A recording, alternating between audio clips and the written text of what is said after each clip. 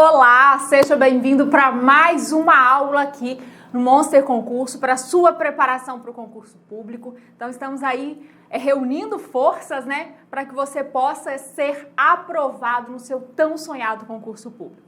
Para você que ainda não me conhece, meu nome é Carlota, eu sou professora aqui do Monster Concurso, sou professora de Direito Constitucional, Direitos Humanos e Legislação Estadual. Então, provavelmente nós vamos nos encontrar aí em várias aulas, em várias disciplinas diferentes, tá bom? Seja muito bem-vindo mais uma vez para a nossa aula.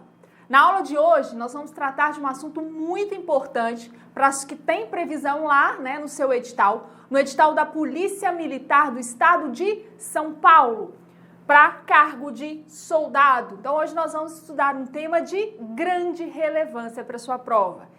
E qual é esse tema? Direitos políticos. Então, direitos políticos, nós vamos tratar aí de alguns artigos previstos lá na Constituição Federal, que quando é cobrado à letra da lei, tá? E aí, quando for o ponto mais importante, quando vier determinados artigos que são cobrados, que tem maior incidência em prova, eu vou te falar para que você faça aí as observações, grife no seu material, para que na véspera da prova você consiga revisar de maneira mais fácil os artigos, tá bom? Então vamos trabalhar, vem comigo, espero aí, sinceramente, que você tenha aí bom aproveitamento dessa aula. Vamos começar então? Vamos embora, vem comigo.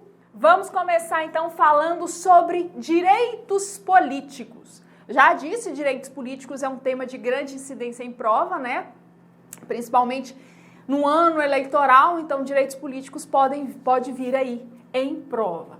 E aí quando eu falo em direitos políticos, tem previsão lá no artigo, lá na Constituição Federal, né? Lá nos artigos 14 a 16 da Constituição Federal. Então, grifa esses artigos aí, marca esses artigos, do artigo 14 ao artigo 16, para que você possa ir se familiarizando, né, com esses artigos, para que você faça uma leitura mais suave e consiga guardar, memorizar as condições do artigo 14 ao artigo 16. Bom?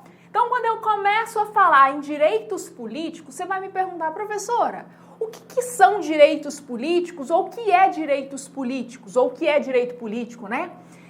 Pessoal, direito político, eu coloquei aqui para vocês que é uma expressão que vai traduzir um conjunto de normas que vão regulamentar o Estado de Direito. E aí esse conjunto de normas podem ser atribuindo ao indivíduo o poder de eleger alguém, né, de escolher ali os seus representantes, ou então de se colocar naquela condição de ser eleito. Então, um conceito para vocês que é a expressão que traduz o conjunto de normas legais permanentes que regulamenta o direito democrático de participação do povo no governo. E aí você grifa aí, direito democrático de participação do povo no governo. Por que um direito democrático? Porque sabemos que vivemos num Estado democrático de direito, onde a democracia deve se imperar. Então, num processo eleitoral, o que vai prevalecer? Aquele candidato que foi democraticamente eleito. Então, quando eu falo aqui nesse conjunto de normas que vão regulamentar o direito democrático de participação do povo no governo, é o direito de escolher seus representantes, é o direito de ser escolhido entre as pessoas que se disputam ali determinado cargo político, diretamente ou por seus representantes. Então, consiste na disciplina de meios necessários ao exercício da soberania popular. Grifa essa expressão aí no seu material, pessoal. Meios necessários ao exercício da soberania popular. Então, através desse conjunto de normas que vão regulamentar esse conjunto de normas que vão regulamentar a escolha direta, né, dos seus representantes através da participação popular, vai ser exercida através de meios necessários para o exercício da soberania popular. E quais são esses meios necessários? A gente começa a ver agora quais são aí esses requisitos, esses meios para que você, cidadão, possa exercer o seu direito à soberania popular. Então, anote aí esse conceito, que é muito importante para que você comece aí a ter a ideia geral, né? A ideia central da nossa aula de hoje. Então, falei o que são direitos políticos, né? Que é principalmente esse conjunto de normas legais que vão regulamentar o direito de participação do povo no governo, seja diretamente, seja através de seus representantes escolhidos de forma democrática. Feito tais considerações, trago aqui para vocês que os direitos políticos podem ser classificados em direitos políticos positivos e direitos políticos negativos. Professor, qual é a diferença de direitos políticos positivos para direitos políticos negativos? A gente vai ver agora. Isso é muito importante, porque quando você começar a estudar o artigo 14, artigo 15 e 16, você vai conseguir identificar com a leitura quais são os direitos políticos positivos, quais são os direitos políticos negativos. Então, coloque aí no seu material o seguinte, que os direitos políticos positivos são aquelas normas, né, aqueles regramentos que vão assegurar a liberdade do cidadão em participar ativamente da vida pública estatal, incluindo o direito de votar e o direito de ser votado. Então, quando eu falo em direito positivo, é o direito de votar e o direito de ser votado.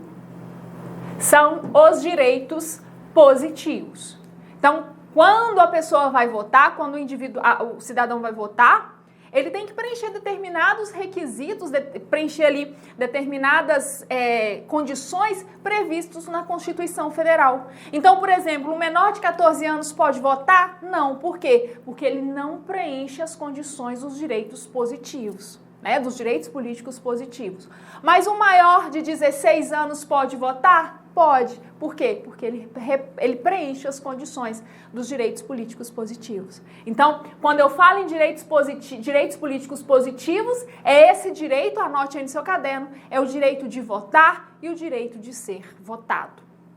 Por sua vez, quando eu falo em direitos políticos negativos, é o contrário.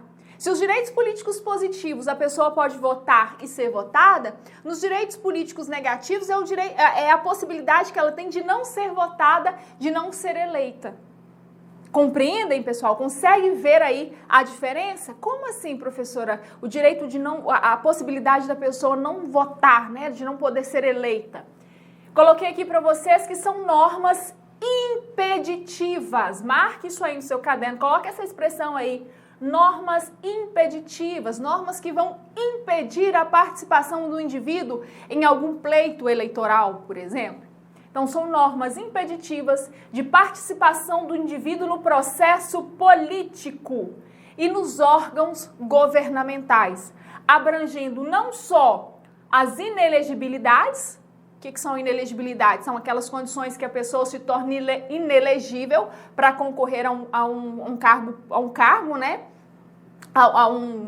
Por exemplo, a concorrer para ser presidente, para ser um vereador, para ser um deputado, um prefeito, porque se ele preencher determinados requisitos, ele se torna ali inelegíveis. Como também a perda e suspensão dos direitos políticos. Então, se vier na sua prova perguntando quais são os direitos políticos negativos, você já sabe que são as condições de inelegibilidade e os casos de perda e suspensão dos direitos políticos. Então, os direitos políticos positivos é o direito de votar e de ser votado. Os direitos políticos negativos preenchem ali aquelas condições, a negação da pessoa participar do processo democrático, seja através da inelegibilidade, seja através das chamadas perdas ou suspensão dos direitos políticos, tá? E aí agora a gente passa então a ver alguns pontos específicos desse assunto. O artigo 14. Esse artigo 14, quando ele vem em prova, ele vem a literalidade da lei. Então, eu quero que você grifa aí no seu material, na sua Constituição, esse artigo 14, faça um xizinho nele, um coração para chamar a atenção, faça um desenho nele, uma setinha, para que você leia ele sempre, porque assim você vai memorizando o artigo 14. Então, vamos falar dos direitos políticos positivos. Falei que os direitos políticos positivos é o direito de votar e de ser votado. O artigo 14 traz a seguinte redação: a soberania popular será exercida pelo sufrágio universal. Grifa aí no seu material sufrágio universal. E pelo voto direto e secreto, com valor igual para todos.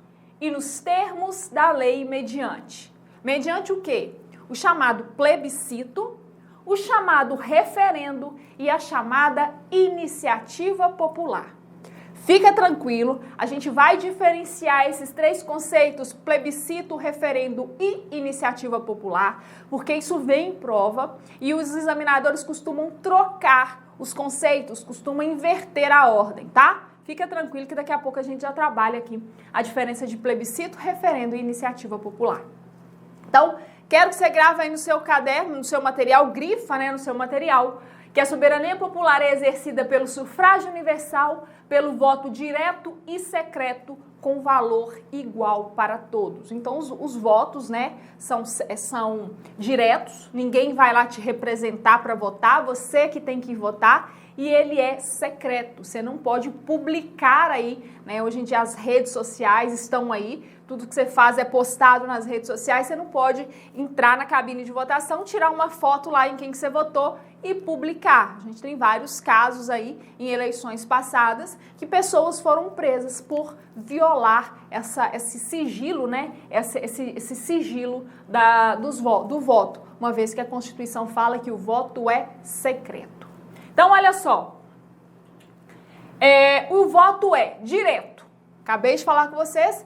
O voto direto é aquele voto que você mesmo vai escolher o seu representante. Então, os governantes são eleitos diretamente pelos cidadãos, sem a interferência de qualquer intermediário. Então, por exemplo, eu não posso transmitir uma procuração, outorgar uma procuração, por exemplo, para minha mãe e votar para mim no dia da eleição. Mesmo caso, você não pode transferir o seu direito de votar para uma outra pessoa e votar no seu lugar. Por quê? Porque o voto é direto. Por sua vez, quando eu falo em voto secreto, é aquilo, o voto é sigiloso. Você não pode, por exemplo, publicar aí nas redes sociais, né? Tirar foto, mostrar para as pessoas em quem você votou. Porque uma das características do voto é que ele é secreto.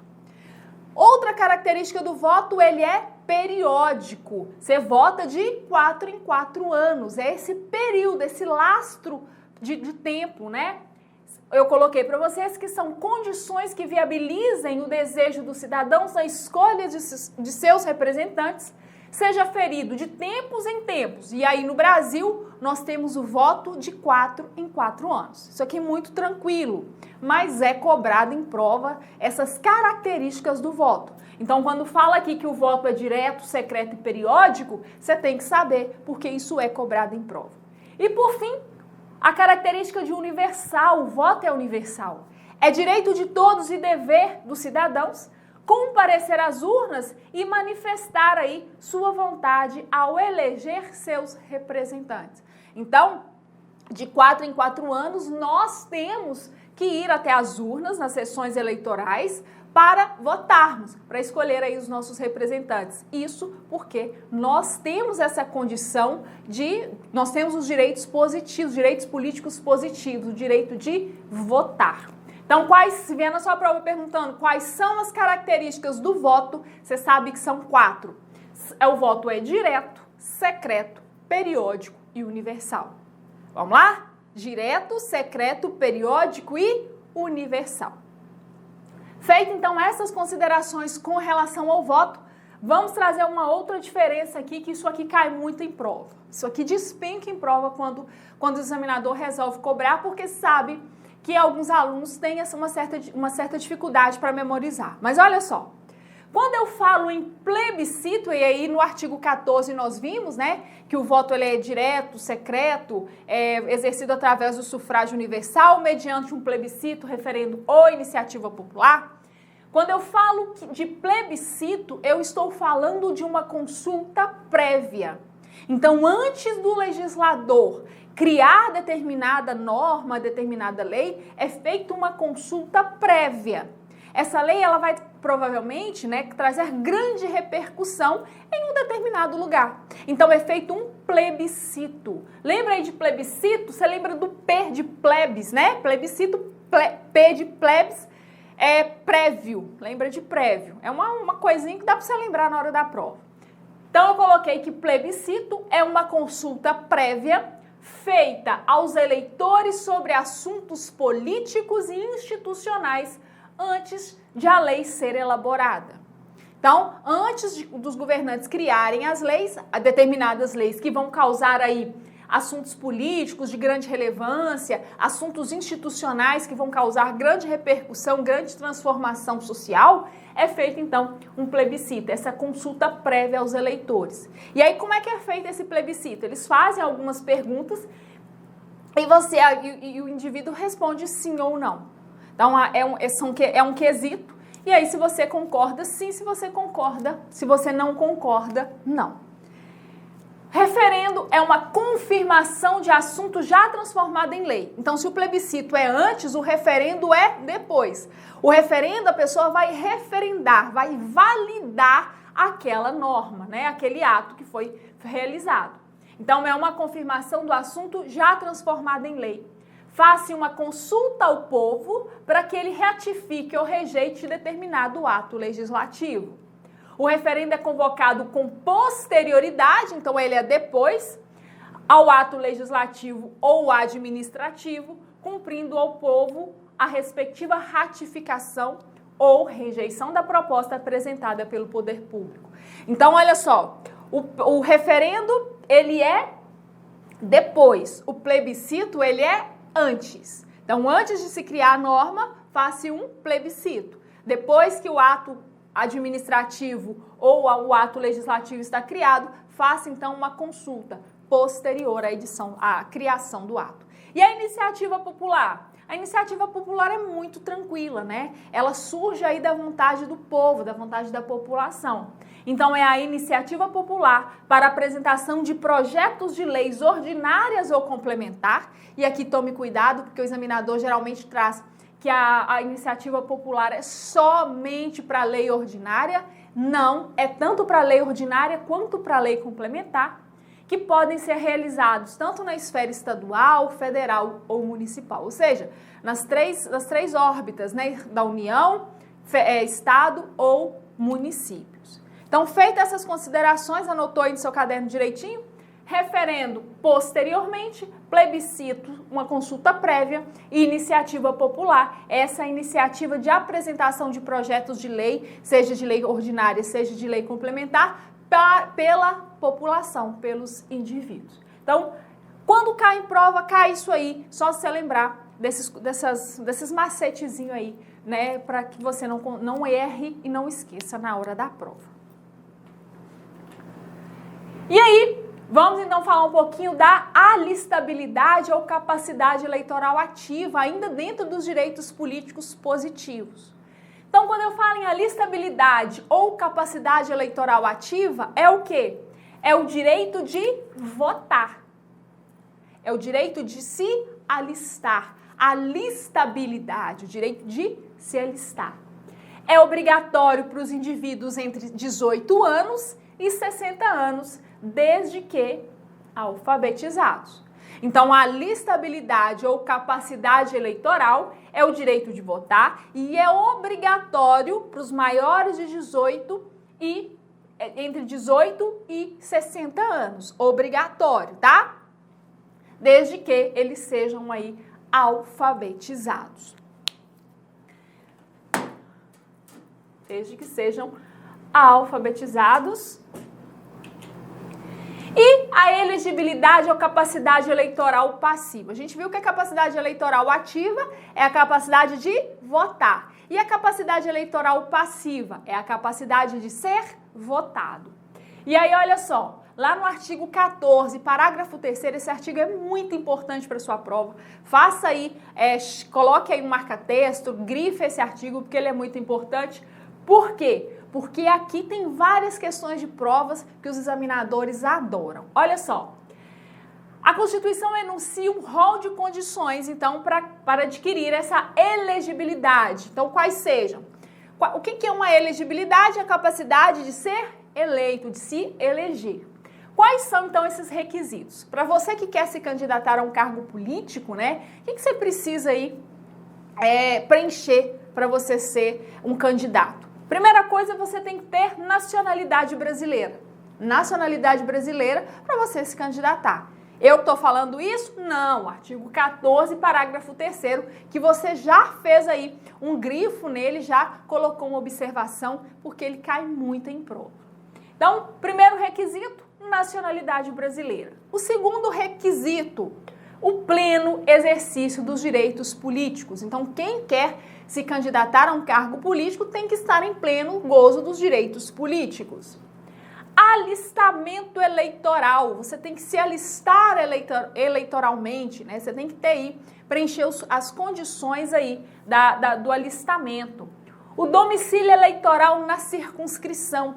O domicílio eleitoral na circunscrição é o local, a circunscrição de determinado município onde você quer se candidatar. Então, por exemplo, eu estou aqui gravando essa aula em Ipatinga e eu quero me candidatar em Ipatinga. Eu preencho essa condição? Preencho. Por quê? Porque eu moro aqui em Ipatinga.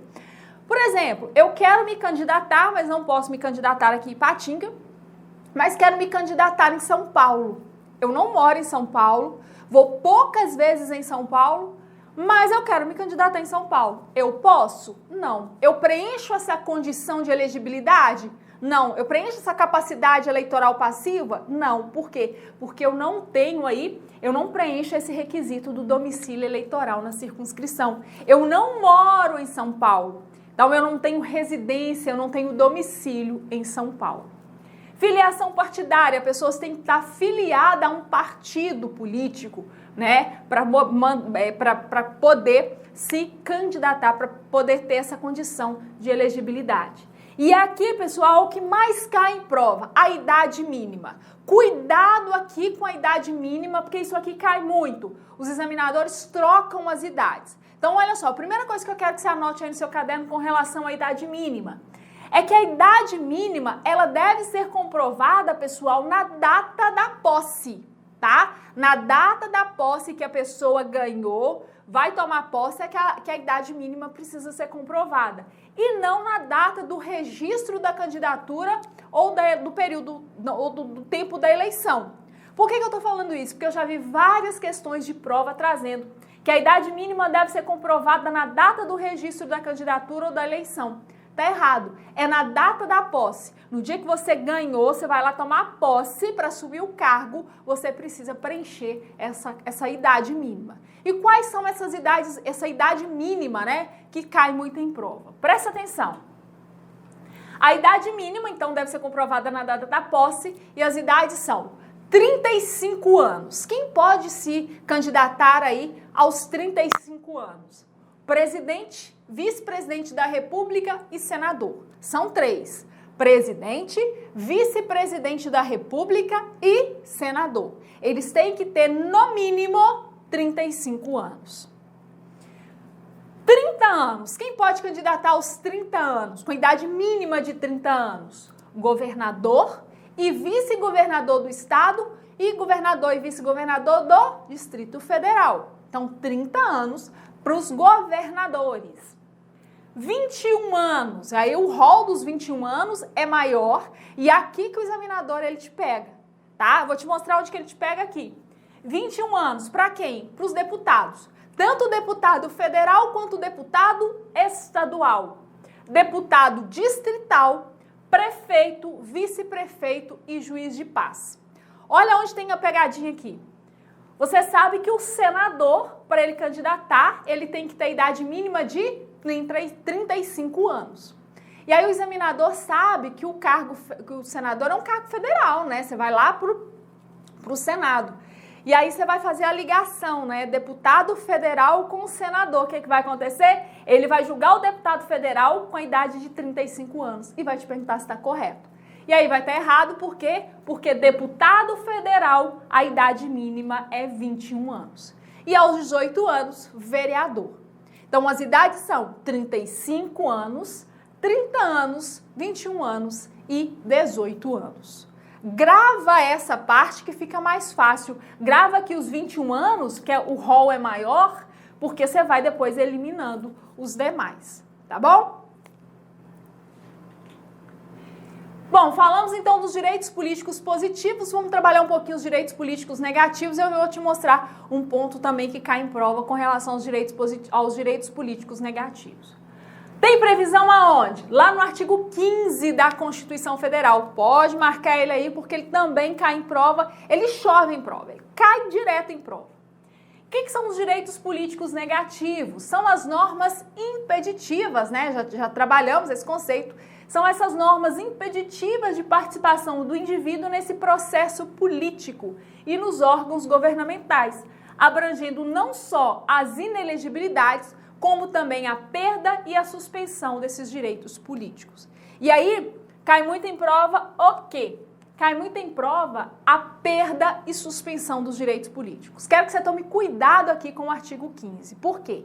Porque nós só temos uma hipótese de perda da capacidade dos direitos políticos, nos direitos políticos negativos. A gente só tem uma perda. No entanto, na suspensão, nós temos um rol maior. E aí, o que o examinador faz? Ele pega essa perda, essa possibilidade de perda, e joga lá no caso de suspensão. Então, olha só, a perda dos direitos políticos é o quê? É a privação definitiva e permanente dos direitos políticos. E ocorre unicamente na hipótese prevista no artigo 15, inciso 1º. Parágrafo não, inciso 1º. E o que fala o artigo 15, inciso 1º? Fala aqui, perde-se os direitos políticos com o cancelamento, anota isso aí no seu caderno, com o cancelamento da naturalização por sentença transitado em julgado. Então, a única hipótese que o indivíduo perde aí os direitos políticos é com o cancelamento da naturalização por sentença transitado em julgado. É a única hipótese. No entanto, a gente vai ver que para suspensão nós temos um rol maior. Nós temos 4 possibilidades de suspensão dos direitos políticos. Então, o que fica mais fácil você guardar? A perda. Porque quando você olhar lá, você já sabe o que é perda, o resto você vai por eliminação.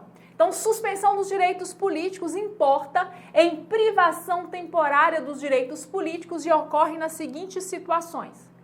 Incapacidade civil absoluta. Então, você fica ali com seus direitos políticos suspenso durante aquele período de incapacidade civil absoluta. E aí, a gente vai lá no Código Civil, a gente só tem uma possibilidade lá no Código Civil dessa incapacidade. Então, assim, houve alteração lá no Código Civil, mas não houve aqui. Então, tome muito cuidado, vai pela redação aqui, quando cai em prova, cai a literalidade da norma. Segunda hipótese de suspensão dos direitos políticos, condenação criminal com trânsito em julgado enquanto durarem os seus efeitos. Não confundam, pessoal, o cancelamento com a sentença, tá? Com a condenação criminal com trânsito em julgado enquanto durar seus efeitos. Olha só, a condenação criminal tem que ter o trânsito em julgado. O que é um trânsito em julgado de uma sentença condenatória? É quando não há mais possibilidades de recurso. Quando já acabou, já se esgotou todas as formas de recurso em segunda instância. Então, ali há o trânsito em julgado daquela sentença. Suspensão por recusa de cumprir obrigação a todos os impostos ou prestação alternativa. Cuidado aqui. E, por fim, condenação por improbidade administrativa. Essas são as hipóteses de perda da capacidade para ser ali eleito, para poder para ser votado, tá bom? Espero que você tenha gostado. Isso é muito importante, por quê? Porque isso cai em prova de forma literal. Então leia os artigos. Eu te espero no próximo encontro. Grande abraço, forte, até mais, tchau, tchau.